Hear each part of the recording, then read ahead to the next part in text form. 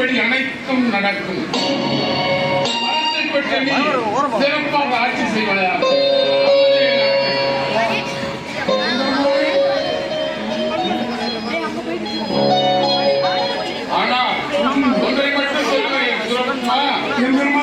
ஆட்சியை சிறப்பாக நடத்தி நல்லவற்றை செய்யாவிட்டால் என் மூலமாகத்தான் உனக்கு மரணம் ஏற்படும் என்பதை நினைவில் நிறுத்திக் கொள்ளும். அப்படியாக வெட்டி அண்ணா அண்ணா ஈசன் சக்தி தவிர வேற எந்த சக்தியாலும் நம்மை அழிக்க முடியாது. நமக்கும் ஈசனுக்கும் எந்த பகையும் வரப்போவதில்லை. அமிர்தம் என்ன அமிர்தம் அந்த சவாசமே எனது அண்ணன் காலடியில். ஈசன் கடும் தவத்தினால் இந்த வரங்களை கொடுத்திருக்கிறார். அவரே நம்மை எங்கே அழிக்கப் போகிறார். சரி, இனி அந்த தேவர்களை சிறைபிடித்து சித்திரவதை செய்வோம். இந்த மூலக்கும் இந்த சூரப்பன் ஆட்சிதான் நடக்கும். அப்புறம் மன்னா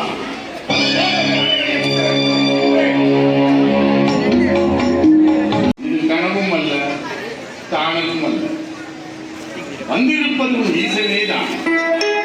என்னை நீ மணக்க தவம் செய்ததை கண்டு நான் மிக்க மகிழ்ச்சி அடைந்தேன். உன்னை ஆட்கொள்ளவே இந்த ஏகாம்பரன் இங்கே வந்திருக்கிறேன்.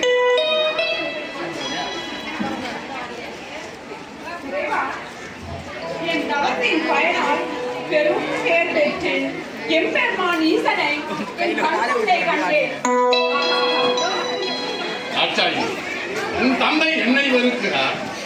ஆனால் நீயோ என் மீது இவ்வளவு அன்பு வைத்திருக்கிறாய். அதை நினைக்கும் போது எனக்கு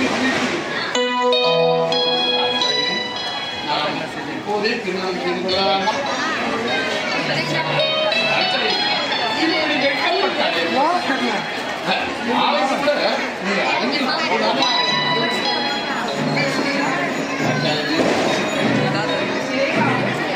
தங்களை மனப்போல உயிரிழந்து நான் பெரும் பாவம் செய்திருக்கிறேன். தங்களை